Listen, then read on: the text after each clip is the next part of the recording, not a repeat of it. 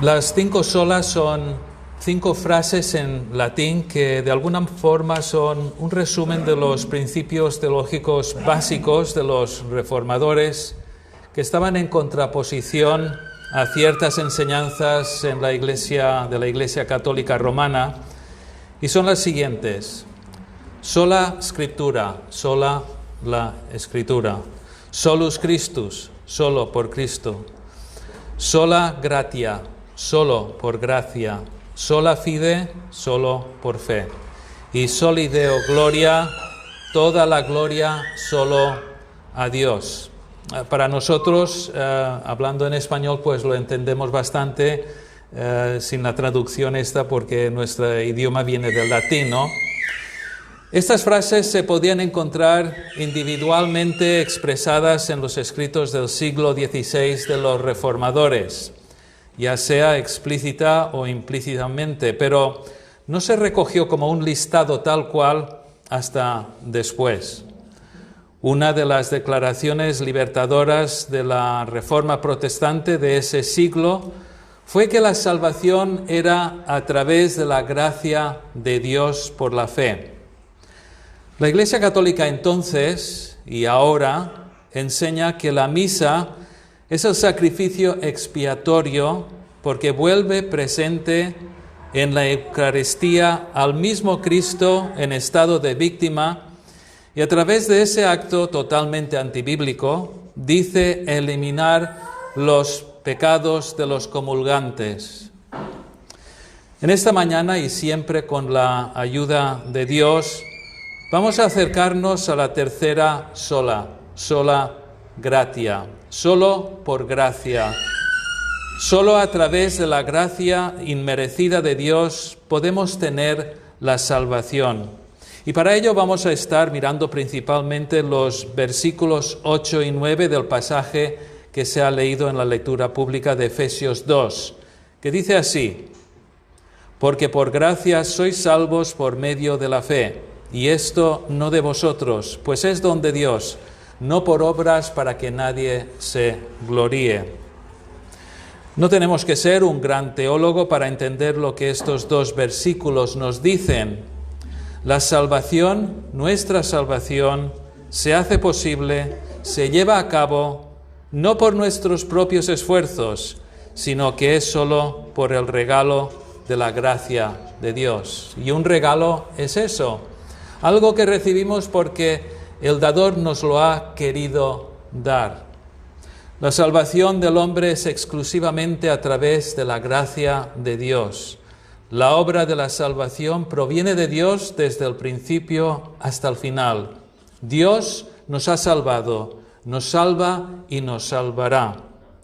Efesios 1, 3 al 8 dice: bendito sea el Dios y Padre de nuestro Señor Jesucristo, que nos bendijo con toda bendición espiritual en los lugares celestiales en Cristo, según nos escogió en Él antes de la fundación del mundo, para que fuésemos santos y sin mancha delante de Él, en amor habiéndonos predestinado para ser adoptados hijos suyos por medio de Jesucristo, según el puro afecto de su voluntad, para alabanza de la gloria de su gracia, con la cual nos hizo aceptos en el amado, en quien tenemos redención por su sangre, el perdón de pecados según las riquezas de su gracia, que hizo sobreabundar para con nosotros en toda sabiduría e inteligencia.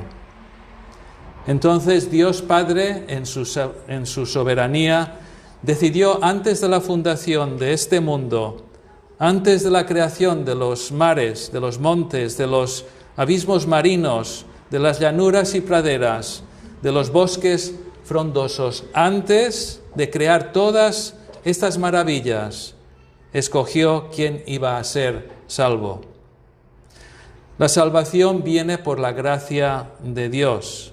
Hemos sido salvados de nuestros pecados gracias a su misericordia y amor.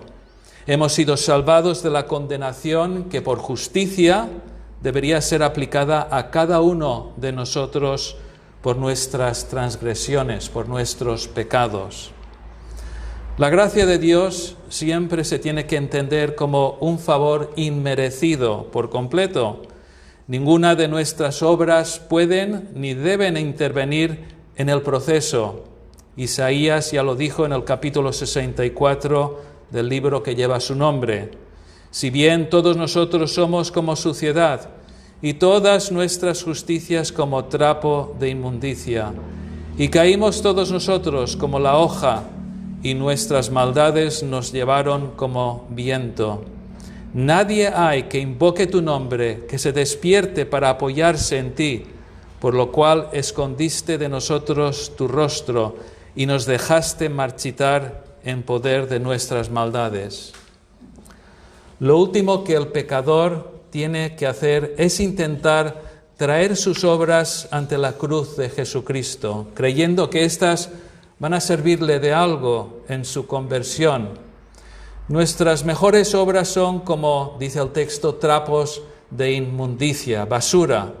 Por lo tanto, el pecador que busca la salvación, que está buscándola, no puede ni debe depender de ellas.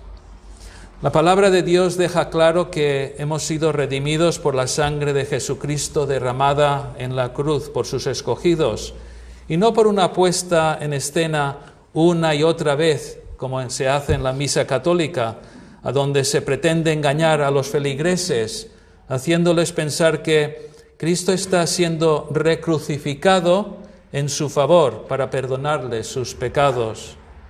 Esto es una aberración, y por luchar contra ello, la Inquisición durante 4 siglos que duró, mató a miles de personas quemándolas en las hogueras. La Confesión de Fe de Londres de 1689 nos detalla muy bien el significado de lo que es la gracia. Dice así: Cristo, por su obediencia y muerte, ha satisfecho totalmente la deuda de todos los que son justificados, y lo hizo a través de su sacrificio y de su sangre derramada en la cruz, sufriendo en su lugar, en nuestro lugar, la retribución debida a ellos, satisfaciendo total y completamente la justicia de Dios en su nombre.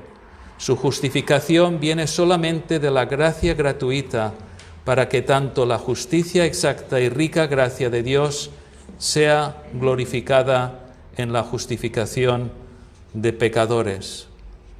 Hermanos, Cristo pagó nuestra deuda en aquel vil madero. Lo hace a través del derramamiento de su sangre y su sacrificio por nosotros. Satisface totalmente, completamente, para siempre, sin necesidad de sacrificios adicionales, el pago por nuestros pecados. Esta obra a favor de los elegidos es motivado por el propio carácter, bondad y misericordia de Dios, y nada por lo que nosotros hayamos podido hacer ahora o en el pasado o en el futuro. Fue un regalo de parte de Dios a este mundo. Entonces, ahora mi pregunta es: ¿merece algún hombre ser salvo? No, porque como dice Romanos 3:23, por cuanto todos pecaron y están destituidos, es decir, separados de la gloria de Dios. Lo que realmente cada uno de nosotros merece es ser castigados y sentenciados a muerte. Y sin embargo, en su amor, en su gracia, amor inmerecida, amor, favor inmerecido, Dios decidió apartar para sí un pueblo escogido. Entonces, si eres salvo, lo eres porque eres más guapo, eres más bueno, más espléndido espiritualmente hablando. Pues claro que no. Dios un día derramó sobre ti su gracia, un día escogido por Él, y en ese día tocó tu corazón, cambió tu vida, te hizo un hijo suyo. ¿Podrías haberte salvado a ti mismo? Categóricamente no. La salvación no se puede comprar. Y si por solo medio segundo hiciésemos malabarismos mentales para entretener tal pensamiento, ¿qué precio le pondríamos a esa salvación? ¿1 euro? ¿100? ¿1000? ¿1 millón de euros? ¿10 millones? No hay precio que valga. El texto dice, no de vosotros. El ser humano puede hacer todo el esfuerzo que quiera pensando que tiene libre albedrío, creyendo que tiene la capacidad de escoger el buen camino, el camino de la salvación. Querida alma que estás aquí en esta mañana o estás escuchando a través de cualquier medio electrónico, el problema es que el ser humano es incapaz de escoger el camino de la salvación y es por culpa del pecado. Ese pecado de Adán y Eva ha afectado toda la humanidad y es por ello que esta humanidad contaminada de pecado siempre tiene la tendencia a escoger el mal camino, el camino equivocado. Dios es el único que puede cambiar nuestros corazones corrompidos por el pecado, para que podamos escoger el buen camino, para que escojamos el camino que va al cielo, pero lo tiene que hacer Dios. De hecho, cuando el Espíritu Santo de Dios cambia nuestro corazón, ese es el momento de la salvación en nuestras vidas, porque sin esa acción de Dios sobre nuestro corazón, sin esa intervención divina, seguiríamos prefiriendo andar en nuestros delitos y pecados, porque así es la condición humana. Alguien que oiga esto podría objetar y decir, soy una buena persona, no hago mal a nadie, apoyo a 4 ONGs, voy a una iglesia religiosamente todas las semanas, y yo no me considero una persona que está andando en pecado, ni mucho menos. Querida alma, si piensas así, te tengo que decir que estás en una situación de gran peligro, porque sin la intervención de Dios en tu vida, sin la intervención del Espíritu Santo en tu corazón, no alcanzarás la salvación, porque lo que no tienes es lo imprescindible. Necesitas recibir la gracia de Dios. Pero igual esta explicación no te convence porque crees firmemente que tus devociones a ciertos santos o deidades, tus peregrinaciones, tus ofrendas florales y monetarias sí son suficientes para alcanzar la salvación. Y si llegas a aceptar que sí necesitas de la gracia de Dios, tú crees que debes figurar en ese milagro que es la conversión del alma. ¿Lo crees porque tu propia iniciativa o porque te lo han contado que es así? Te han contado que la salvación es una combinación, una sinergia entre la misericordia inmerecida de Dios y tus obras. Nuestros versículos destrozan ese argumento inmediatamente porque dice, no por obras para que nadie se gloríe. Creo que la constatación de este versículo es muy claro. Dice, no por obras, es decir, todo aquello que podemos generar por nuestros propios esfuerzos. La Iglesia Católica Romana dice, sí, estamos de acuerdo con que la gracia de Dios es necesaria para la salvación, pero el mérito y las obras de los hombres también tienen que entrar en la ecuación. Según el sistema católico, y leo textualmente un extracto que son de 20 hojas, solo un poquito, dice, el término mérito en general denota la propiedad de una buena obra que le da derecho al que la hace a recibir una recompensa de aquel a cuyo servicio se realiza la obra. La palabra ha llegado a designar también la buena obra misma en la medida en que se merece una recompensa de la persona en cuyo servicio se llevó a cabo. Los reformadores rechazaron esta enseñanza y dijeron que la salvación es monergística, es decir, es una obra única y exclusiva de parte de Dios, sola gratia. Hay que decir que algunos evangélicos creen en esta sinergia, creen que la salvación es por la gracia de Dios, pero el hombre también aporta su grano de arena a ella a través de su acción de decidirse por Cristo. La salvación es solo por la gracia de Dios y personalmente no lo querría de ninguna otra manera.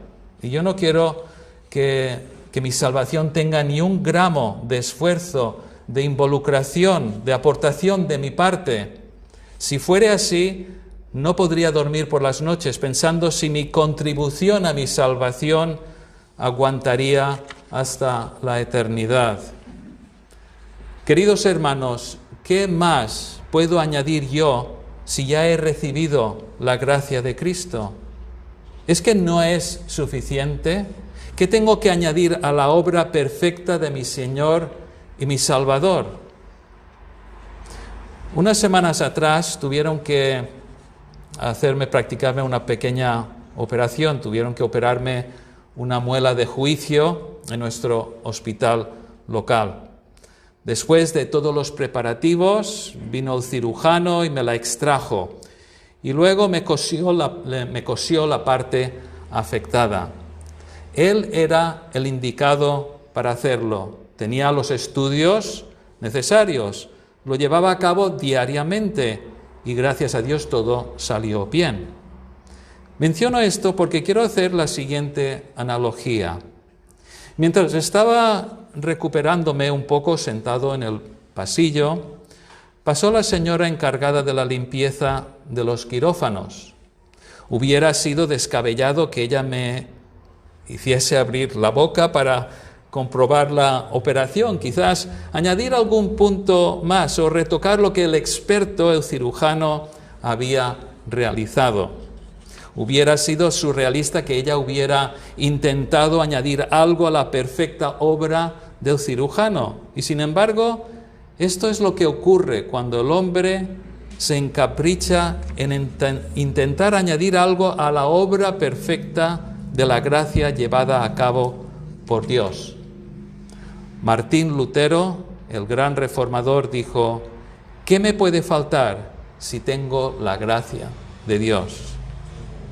Como vivimos en un mundo finito y somos personas finitas con respecto a la carne, a veces nos cuesta pensar o entender algunos aspectos espirituales. No es que no los aceptamos, sino que como el mundo en que vivimos obedece a ciertas reglas y fórmulas, a veces cuando pensamos en el entorno espiritual tenemos que cambiar radicalmente la forma que procesamos la información.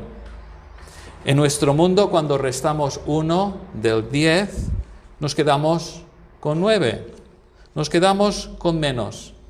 Y sin embargo, cuando Dios utiliza su poder para cambiar la vida de un pecador como yo, su poder no disminuye, su poder no se desgasta ni se gasta, su poder es infinito. El poder que utiliza para llevar a cabo un avivamiento donde miles de almas son transformadas no se resta de la abundancia de su poder. Y quien habla del aspecto del poder de Dios puede hablar del amor que proviene de Dios y la misericordia de Dios y la gracia de Dios. Y todos estos atributos son ilimitados, son eternos, no se desgastan, no se consumen. ¿De verdad no se desgasta la gracia de Dios? Por supuesto que no. Efesios 1:7 dice: en quien tenemos redención por su sangre, el perdón de pecados según las riquezas de su gracia. Entonces nuestro texto dice según las riquezas de su gracia. ¿Cómo de extensas serán las riquezas de la gracia de Dios? Otra vez tenemos que decir que según la palabra de Dios, estas son infinitas. No tenemos que preocuparnos por ello. Hay abundante gracia salvadora para toda aquella persona que se acerca a Jesucristo en arrepentimiento y fe. Querida alma que me escuchas, no utilices como una excusa el acudir a Jesucristo y entregarle tu vida, que ya no queda gracia disponible, porque eso es una mentira diabólica.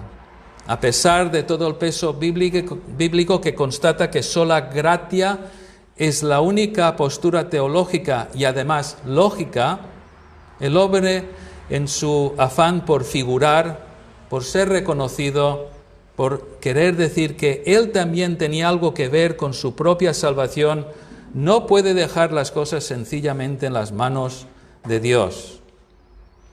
En estos tiempos que vivimos, donde existen todas estas redes sociales como Facebook, Instagram, webs y WhatsApps, hay un afán por parte de muchos de figurar en estas redes y ser reconocidos con la esperanza de ser famosos.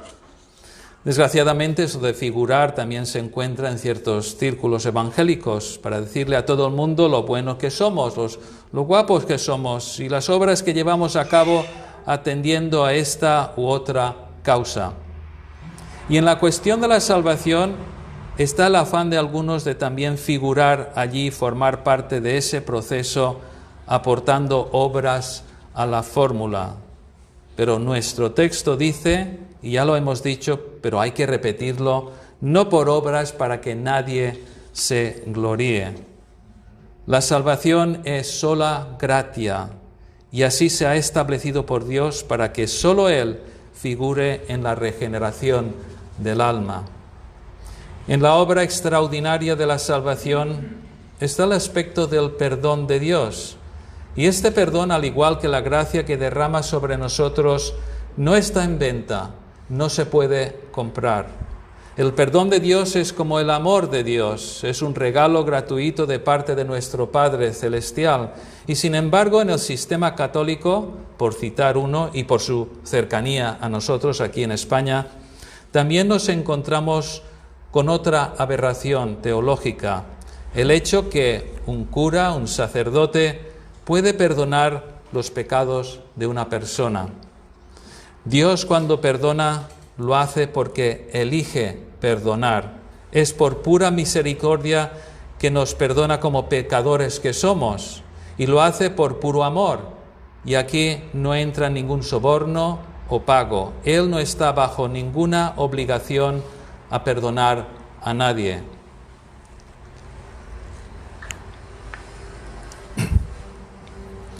Todo el proceso de la salvación atraviesa por un camino divino. Todo es de gracia y todo proviene de Dios.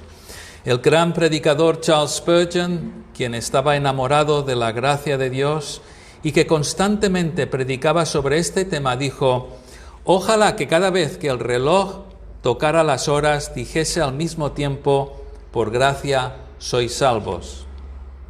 Vemos que Spurgeon tenía un interés especial de quitar cualquier noción de su congregación de que la salvación podía ganarse o comprar, y como predicadores, pastores, cristianos de a pie, también deberíamos tener ese mismo afán de advertir, de enseñar, de predicar que la salvación es solo por gracia.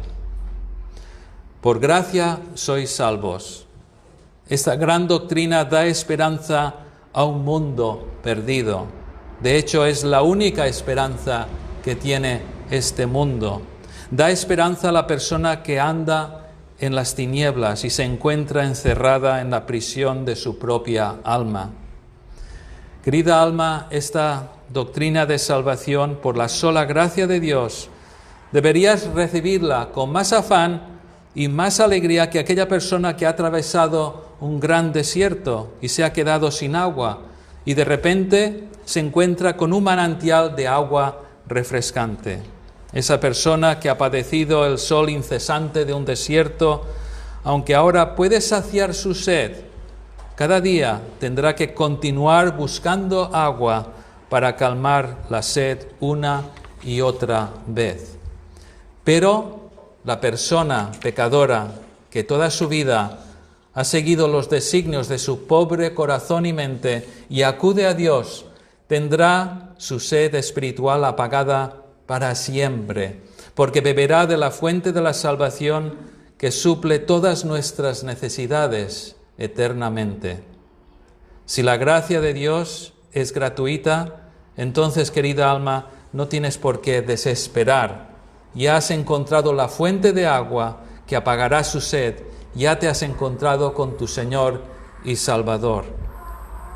Por gracia sois salvos implica que todos podemos ser salvos y que no va a depender de nuestro esfuerzo personal, nuestras obras, nuestras devociones a tal o cual santo, de nuestros peregrinajes a Lourdes o a la Meca. No va a depender de un intermediario, llámese sacerdote de la Iglesia Católica o la Ortodoxa, ni tampoco ningún pastor.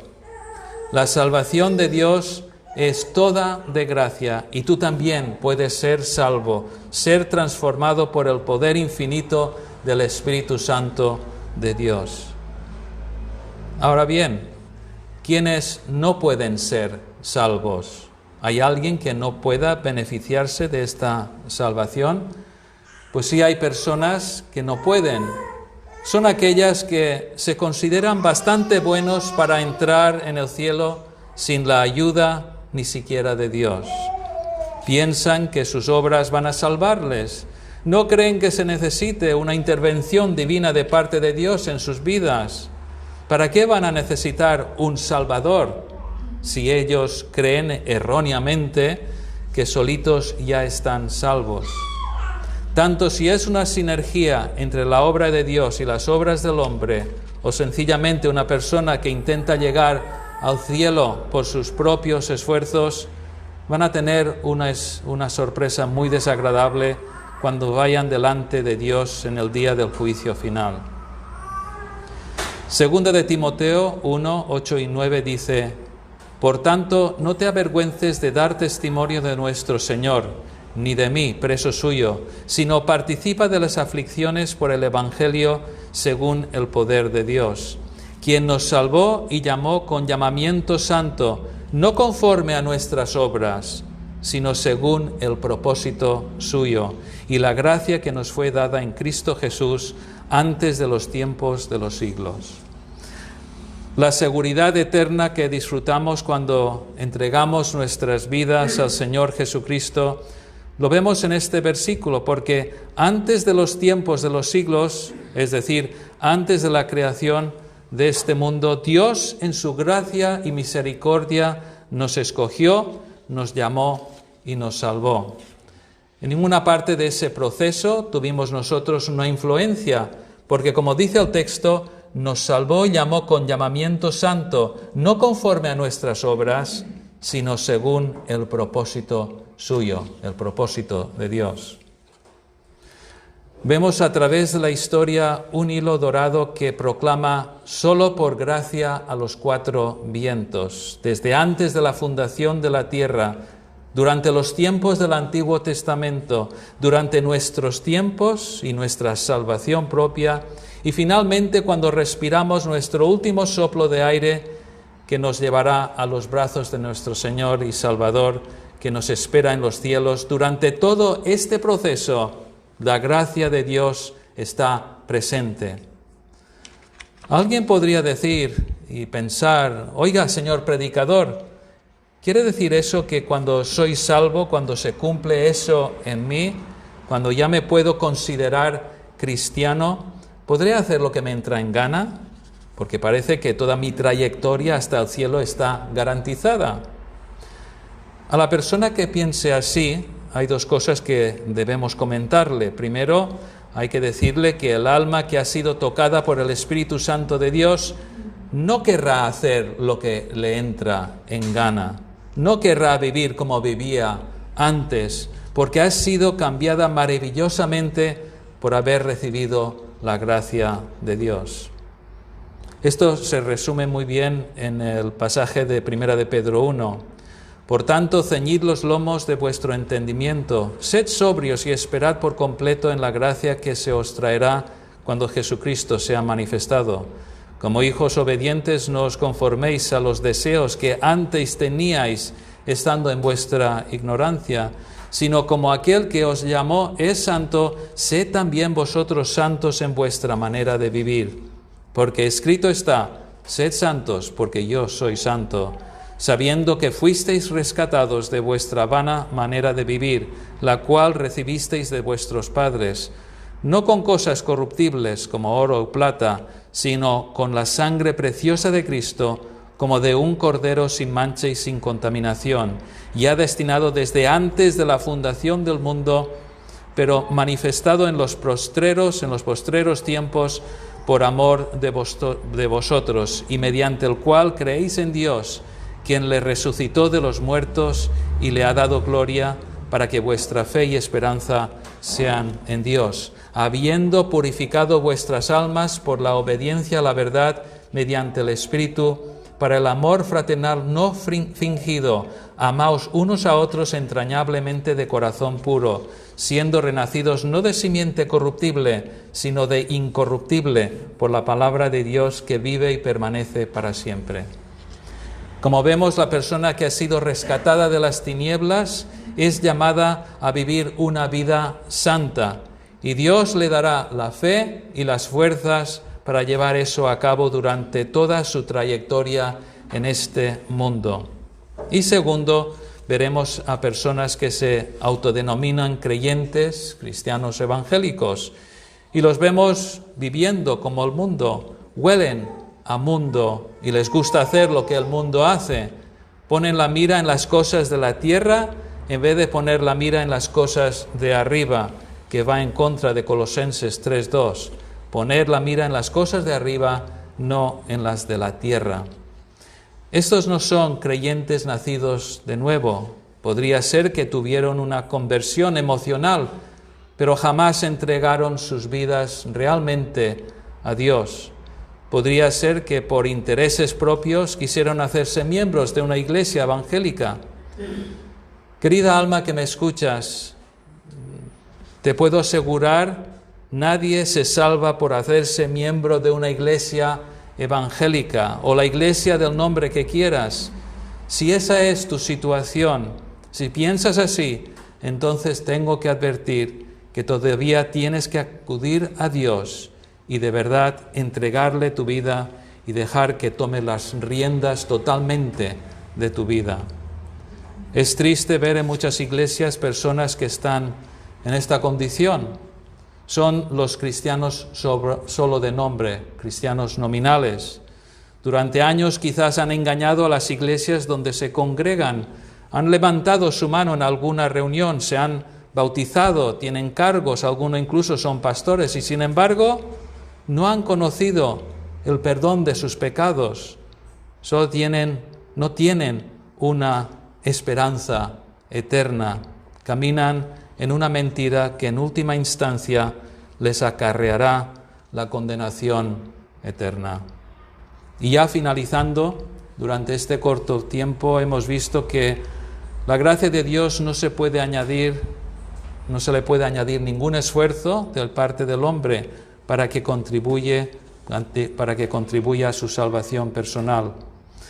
El seguidor de Buda se le dice que Buda no salva, que ese esfuerzo lo tiene que hacer cada uno de estos seguidores.